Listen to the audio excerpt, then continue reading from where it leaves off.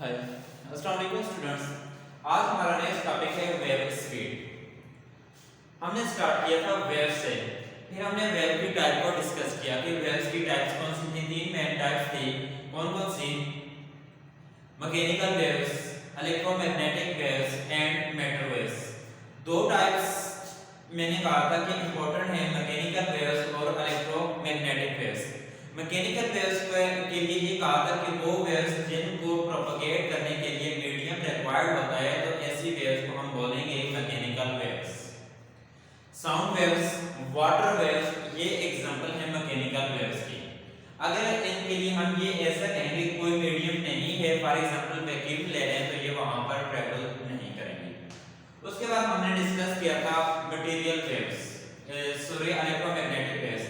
Electromagnetic waves are those waves that do not have required any medium for their propagation. Last में students हमने इसके different types को फिर explain किया, mechanical waves की longitudinal और उसके साथ ट्रांसवर्स वेव्स, उनकी एग्जांपल को डिस्कस किया। वहां पर हमने बहुत सारी चीजों के बारे में इंफॉर्मेशन ली कि क्रस्ट क्या होता है, ट्रफ क्या होता है, लॉन्गिट्यूडनल वेव्स के केस में क्या होगा, और अगर ट्रांसवर्स वेव्स ने वहां पर क्रस्ट और ट्रफ क्या होंगे। लेकिन आज हम डिस्कस करेंगे वेव स्पीड कि अगर वेव मूव कर रही है तो किस स्पीड के साथ मूव करेगी। इसके लिए हम एक रिलेशंस फाइंड करेंगे। एक बात ये क्लियर है कि अगर वेव्स किसी मीडियम में मूव कर रही हैं, फॉर एग्जांपल सेम वेव हो और किसी मीडियम में मूव कर रही हैं और दो मीडियम्स हो, दोनों मीडियम एक दूसरे से डिफरेंट हो, वेव सेम है और जो मीडियम हम ले रहे हैं दोनों मीडियम एक दूसरे से डिफरेंट हैं, इस केस में वेव जो है तो दोनों मीडियम में डिफरेंट वेलोसिटी के साथ मूव करेंगे। हालांकि वेव तो सेम थी, लेकिन उनके लिए जो मीडियम लिया है तो मीडियम डिफरेंट है, तो वेव डिफरेंट वेलोसिटी के साथ मूव करेंगी। जब वेव्स डिफरेंट वेलोसिटी के साथ मूव करेंगी तो इसमें हम ये कहेंगे कि waves depends on a medium in which they move. तो मीडियम पर डिपेंड कर रही है और इसके साथ साथ वेव जो है तो ये डिपेंड करेगी, depends on the mass element and attractive force on the neighboring mass element inside a medium। वो जो मीडियम है उस मीडियम के में जो अट्रैक्टिव फोर्स है नेबर्स एटम्स के दरमियान, तो इस पर भी वेव जो होगी तो ये भी डिपेंड करेगी। वेव स्पीड को हम डिटरमिन करेंगे दो डिफरेंट मेथड से। फर्स्ट वन हमारा जो मेथड होगा dimensional analysis and second one mechanical analysis. दोनों इंपॉर्टेंट हैं, तो फर्स्ट हम देखते हैं कि इसको डायमेंशनल एनालिसिस से कैसे लिखेंगे, कैसे हम प्रूव करेंगे, इसका फार्मूला फाइंड आउट कैसे करेंगे डायमेंशनल एनालिसिस।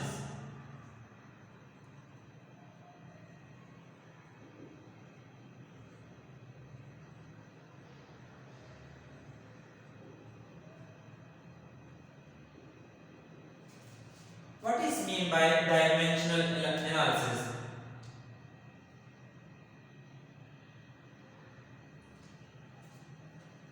इसके लिए हम ये कहेंगे कि वेव जो है, wave the speed of wave inside a medium depends on properties of the medium. Medium की प्रॉपर्टी के ऊपर भी डिपेंड करेगी। फॉर एग्जांपल हम ये कहते हैं कि लेट्स सपोज हमारे पास कोई भी स्प्रिंग है, इसके अंदर वेव मूव कर रही है। वेव कौन सी मूव कर रही है? तो इसी स्ट्रिंग में जो वेव जिसे हम अगर इसमें पल्स जनरेट करवाते हैं तो वेव इस तरीके से मूव करेंगे, पल्स की फॉर्म में सिंगल पल्स को लेते हैं। अब ये वेव यहां से इस डायरेक्शन में प्रोपगेट कर रही है, पार्टिकल की डिस्प्लेसमेंट अलोंग y एक्सिस है, वेव की प्रोपगेशन अलोंग x एक्सिस है। हमने जो चीज देखनी है कि ये जो वेव मूव कर रही है, ये वेव, ये जो मीडियम हमने लिए हुए, इस वेव का मीडियम कौन सा होगा? इस वेव का मीडियम ये है कि जिसमें से ये वेव मूव कर रही है तो इसके मीडियम पर डिपेंड करेगी। तो अगर स्ट्रिंग है तो वेव यहां पर स्ट्रिंग के मीडियम के स्ट्रिंग पर डिपेंड करेगी, क्योंकि मीडियम जो होगा ये स्ट्रिंग होगा, तो स्ट्रिंग पर वेव डिपेंड कर रही है। उसके बाद हम ये कहेंगे और attractive force inside a medium, जो अट्रैक्टिव फोर्स होगी। अब अगर हमने मीडियम लिए हुए तो मीडियम में हम ये कहते हैं कि इसको स्ट्रिंग दो केस कहते हैं कि एक स्ट्रिंग मेरे पास ये है और दूसरा स्ट्रिंग ये है।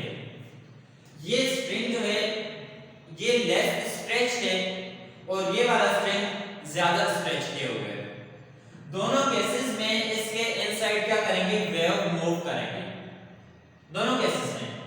लेकिन हमने ये कहा कि जब ये ज्यादा स्ट्रेच है तो इसके अंदर टेंशन ज्यादा होगी, अब इसमें टेंशन कम है, तो हम ये भी कह सकते हैं कि वेव जो मूव कर रही है तो ये टेंशन के ऊपर भी डिपेंड करेंगे। किसके? Tension in neighbouring mass element जो लेंगे तो इसमें डिपेंड करेंगे। एक चीज याद रखें कि यहां पर हम एक लफ्ज यूज करेंगे इस केस में, लीनियर मैस डेंसिटी। हम मैस डेंसिटी को हम कैसे रिप्रेजेंट करते थे? डेंसिटी के लिए हम ऐसे लिखते थे, density is equal to mass per unit volume.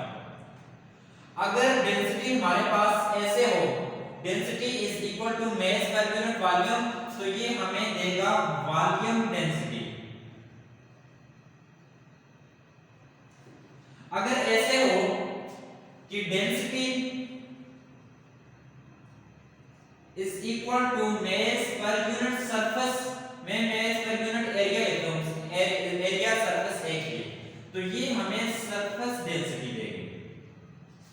और अगर ऐसे हो, density is equal to mass per unit length, तो यहां से जो डेंसिटी हमें मिलेगी ये लेंथ डेंसिटी या हमें लाइन डेंसिटी, ऐसे हम बोलेंगे लेंथ एलिमेंट डेंसिटी। अब जो केस लेंगे वो केस हमारे पास स्ट्रिंग का केस है, तो स्ट्रिंग में हम एरिया की बात नहीं करेंगे, हम इसके वॉल्यूम की बात नहीं करेंगे, हम जस्ट इसकी लेंथ लेंगे, इसके लेंथ का पोर्शन लेंगे। तो यहां पर जो डेंसिटी आएगी तो ये वाली डेंसिटी लीनियर डेंसिटी, क्योंकि सिंगल डायरेक्शंस की बात करते हैं तो सिंगल डायरेक्शंस में हमारे पास लीनियर डेंसिटी आएगी। तो लीनियर डेंसिटी के लिए हम ऐसे कहेंगे, let the linear mass density, कैसे डिफाइन करेंगे? Mass per unit length of the string. हम किससे रिप्रेजेंट करेंगे? लीनियर डेंसिटी को यहां पर हम रिप्रेजेंट करेंगे म्यू से। म्यू क्या होगा? म्यू हम ऐसे कहेंगे कि मैस पर यूनिट लेंथ जो भी स्ट्रिंग लिए हुए तो उसमें म्यू हमारे पास ये आएगा, mass per unit length known as linear density. And tension force, तो स्ट्रिंग के दरमियान यहां पर जो टेंशन फोर्स होगी उसे हम जनरली रिप्रेजेंट करते थे T से, लेकिन इस केस में हम कैपिटल F से रिप्रेजेंट करेंगे। Here F is the tension force in the string. Then we assume that wave speed in dimensional analysis is depend on, हम ऐसे लिखेंगे कि पहले मैं लिखकर तो फिर इस चीज को एक्सप्लेन करता हूं कि wave speed from dimensional analysis is proportional to, दो चीजों पर डिपेंड करेगी। किसके ऊपर? एक तो हम ये कहेंगे tension in a string, tension in string, F tension को रिप्रेजेंट कर रहा है, and linear mass density mu in string, इन दो चीजों के ऊपर मैं इसे F A और म्यू B पावर B से रिप्रेजेंट कर देता हूं। इसको हम नाम देंगे कि ये हमारे पास इक्वेशंस 1 है। इक्वेशंस 1 ये बता रही है कि velocity of the wave is dependent on tension in a string and also depends on mass per unit length या लीनियर मैस डेंसिटी। अब हमने स्टूडेंट्स यहां पर ये करना है, वेलोसिटी इसको यूज करना है, इसके डायमेंशंस लिखने हैं, फोर्स इसके डायमेंशंस और म्यू जो है इसके डायमेंशंस लिखने हैं। तीनों के डायमेंशंस निकालेंगे, जो डायमेंशंस आएंगे उसको हम इक्वेशंस 1 में पुट करेंगे। फिर हम यहां से बेसिस 10 होगी, पावर ऐड करेंगे, कोएफिशिएंट होंगे, तो इसके हम यहां से कंपेयर कर लेंगे। ये हमारा प्रोसीजर होगा।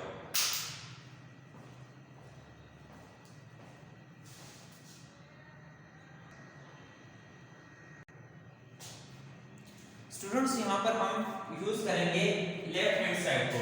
Now taking left hand side, left hand side में क्या है? v वेलोसिटी, वेलोसिटी हमें पता है किसके इक्वल है? मीटर पर सेकंड पे। नाउ मीटर पर सेकंड, तो मीटर पर सेकंड है तो इसे हम ऐसे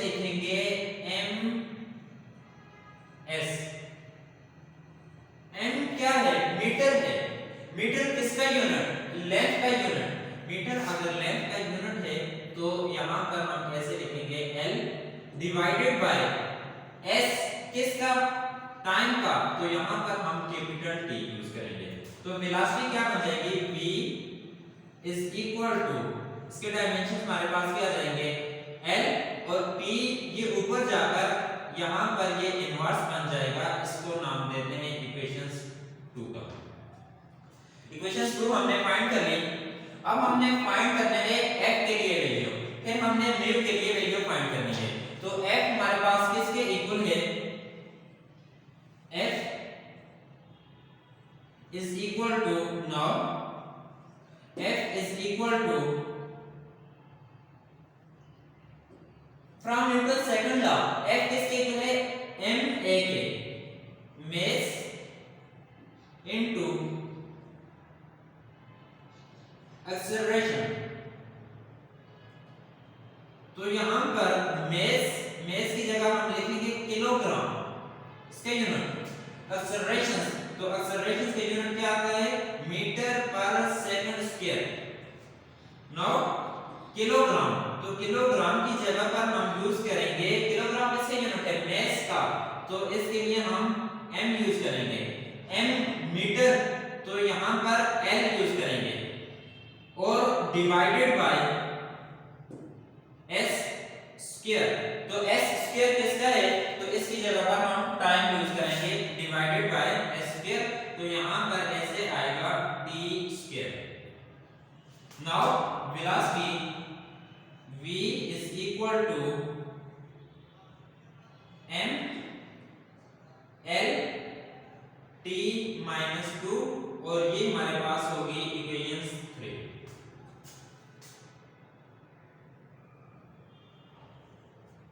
वेलोसिटी के लिए भी हमने फाइंड कर ली, सॉरी ये हम इसके लिए फोर्स के लिए फाइंड कर रहे हैं। यहां पर राइट साइड से आप देखते हैं कि ये फोर्स और ये वाली जो हमारे पास है डायमेंशंस वेलोसिटी का है।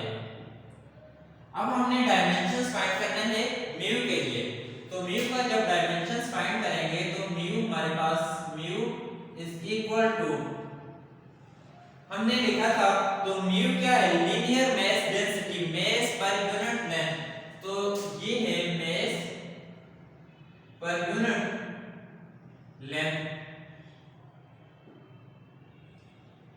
Mu is equal to mass का unit kilogram divided by length, and mu is equal to kilogram, किसका यूनिट है, मास का, लेंथ, तो लेंथ की जगह यहां पर हमें मीटर लिखना है। यहां पर हमारे पास m डिवाइडेड बाय मास, ये मीटर है, तो मीटर की जगह हम यहां पर l लिख लेंगे, and mu is equal to क्या बन जाएगा, m, ये ऊपर जाकर इनवर्स, इसको इक्वेशन 3 का नाम दें, 4 का नाम दें। देखिए हमने म्यू की वैल्यू भी फाइंड कर ली, यहां पर f की वैल्यू यहां पर पुट करनी है, और साथ वेलोसिटी की वैल्यू यहां पर पुट करनी है। Now putting value in equations 1, so that equations 1 implies that equations 1 में वैल्यू पुट करना है, तो equations 1 वेलोसिटी की वैल्यू सबसे पहले पुट करनी है, तो वेलोसिटी की जगह पर ये आ जाएगा l, यहां पर ये t inverse l t minus 1 is proportional to force. तो फोर्स की वैल्यू क्या है, ऐसे है फोर्स के लिए m l t minus 2, और साथ पावर क्या है a, फिर हमने पुट करनी है म्यू की वैल्यू, तो म्यू m l minus 1, और इसकी पावर क्या है b, ये पावर का है। Now l t minus 1 is proportional to m, सबके ऊपर लिख लें m a l a t minus 2a, and power B L power minus B. अब यहाँ पर देखें m नहीं है, हमें पता है कि ऐसे लिखने कि x पावर 0 तो किसके इक्वल होगा, ये 1 के इक्वल होगा। अगर ये लिखा हुआ हो x प्लस y, इसका कोएफिशिएंट क्या है, 1 है, यहाँ से ये 1 हम लिख लें तो 1 की जगह हम ये लिख सकते हैं x power 0 into x plus y। तो ये देखें तो इसकी जगह पर पुट करें 1 into x plus y, 1 into x क्या होगा, x प्लस y। इसी तरीके से हमारे पास आएगा। अब यहाँ पर m नहीं है तो हम लिख सकते हैं m पावर 0, तो इसको हम ऐसे लिखेंगे m पावर 0। इसकी जगह पर ये आ गया m0 l t minus 1 is proportional to। दोनों को हम कंबाइन करके लिखते हैं, तो जब हम दोनों को कंबाइन करेंगे तो ये इस तरीके से, या यहाँ पर इसको ब्रैकेट्स में अब नाम नहीं यूज करें तो ठीक है। अब कैसे बन जाएगा, ये हमारे पास m, यहाँ पर देखें ये भी m है और यहाँ पर भी बेसिस सेम है तो पावर ऐड हो जाएंगी, ये बन जाएगा m a plus b l into l, यहाँ पर भी l और यहाँ पर भी, तो l के लिए आ जाएगा a minus b into t, तो t के लिए हमारे पास क्या आएगा माइनस 2a, यहाँ पर t नहीं है तो इसको ऐसे ही हम लिखेंगे। इसको हम नाम देते हैं इक्वेशंस 4 का।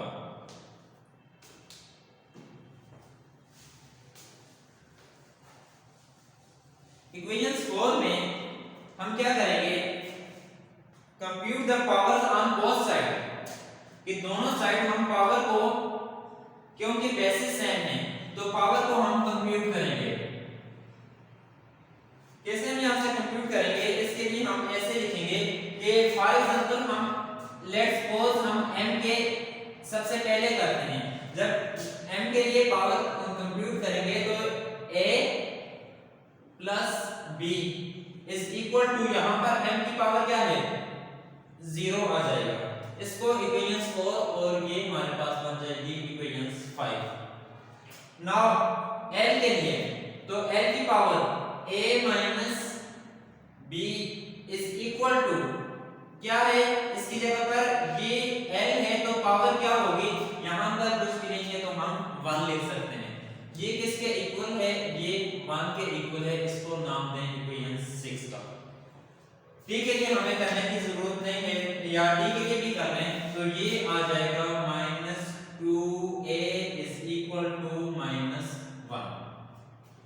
यहां से ये कैंसिल हो जाएगा तो 2a is equal to 1 and a is equal to 1/2।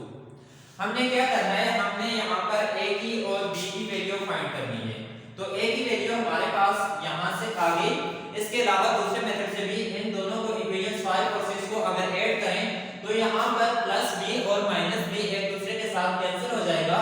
तो आप लोग a की वैल्यू फाइंड, तो यहाँ से 2a इज इक्वल टू 1, तो इसी तरीके से a इज इक्वल टू 1/2 आ जाएगा।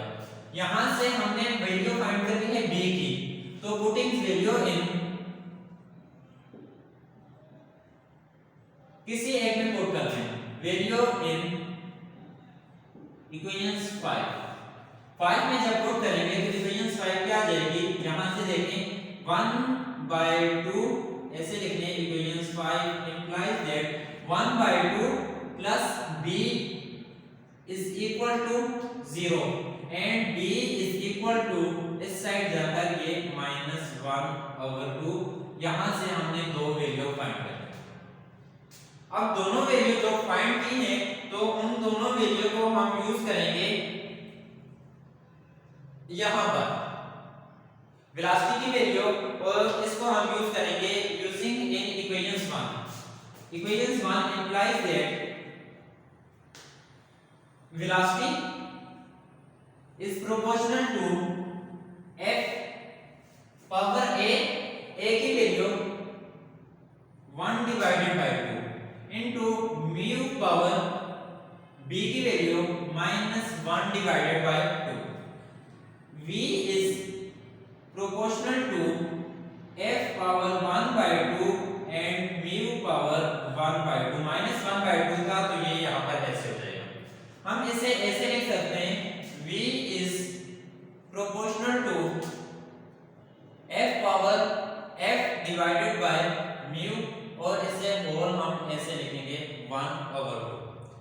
v is proportional to, इसे स्क्वायर रूट की फॉर्म में अगर लिखें f over mu। Now v is, ये जो प्रोपोर्शनल था इससे जब हम खत्म करेंगे तो साथ यहाँ पर कांस्टेंट आएगा और साथ f over mu। Let's suppose हम ये कहते हैं कि जो कांस्टेंट लिया है उसको मैं c लेता हूँ, constant is equal to c, और साथ ये आएगा f over mu।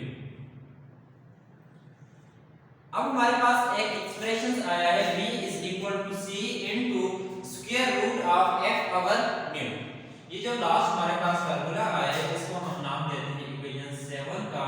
यही इक्वेशन 7 जो है हमारा डायमेंशनल एनालिसिस से हमने फाइंड किया है वेव स्पीड, कि जब वेव ट्रेवल करती है किसी मीडियम में तो वेव की जो वेलोसिटी होगी ये होगी। हम वेव की वेलोसिटी कैसे फाइंड कर सकते हैं?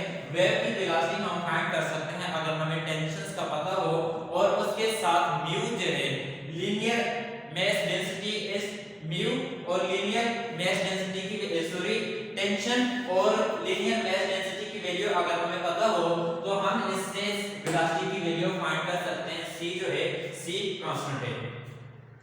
अगर हमारे पास यहां से टेंशन जितनी ज्यादा हो स्ट्रिंग के अंदर तो स्ट्रिंग की वेलोसिटी उतनी ही ज्यादा होगी। क्यों? क्योंकि यहाँ पर टेंशन जो है तो ये प्रोपोर्शनल है किसके साथ? वेलोसिटी के साथ। और म्यू हमें क्या बता रहा है? Wave speed smaller the linear mass density is greater, कि अगर लीनियर मास डेंसिटी ग्रेटर हो तो यहाँ से वेव स्पीड क्या हो जाएगी? स्मॉल। दो चीजें हमें पता चली, क्या कौन सी? कि velocity of the wave is proportional to square root of tension, कि ये इसके प्रोपोर्शनल है, and velocity of a wave is inversely proportional to square root of mu. अब दो मैंने एग्जांपल दी थी आप लोगों को शुरू में कि एक स्ट्रिंग ये है और दूसरा स्ट्रिंग ऐसा ढीला सा है। ये वाला स्ट्रिंग जो बिल्कुल स्ट्रेच है जिसके में टेंशन F की वैल्यू ज्यादा है, F हमारे पास हाई वैल्यू है, और इसमें F है टेंशन है लेकिन इसकी वैल्यू कम है। तो अब दोनों में वेव मूव कर रही है और दोनों वेव जो है वो सेम वेव है। अब हमने देखना है कि ये वाला स्ट्रिंग जिसमें टेंशन की वैल्यू ज्यादा है और दूसरा स्ट्रिंग जिसमें टेंशन की वैल्यू कम है, सेम वेव मूव कर रही है, तो किस में वेलोसिटी ऑफ द वेव ज्यादा होगी? तो उस मीडियम में वेलोसिटी ऑफ द वेव ज्यादा होगी कि जिसमें टेंशन ज्यादा, तो जिसमें टेंशन ज्यादा होगी, और उसमें ज्यादा वेलोसिटी ऑफ द वेव ज्यादा होगी जिसमें लीनियर मास डेंसिटी कम होगी।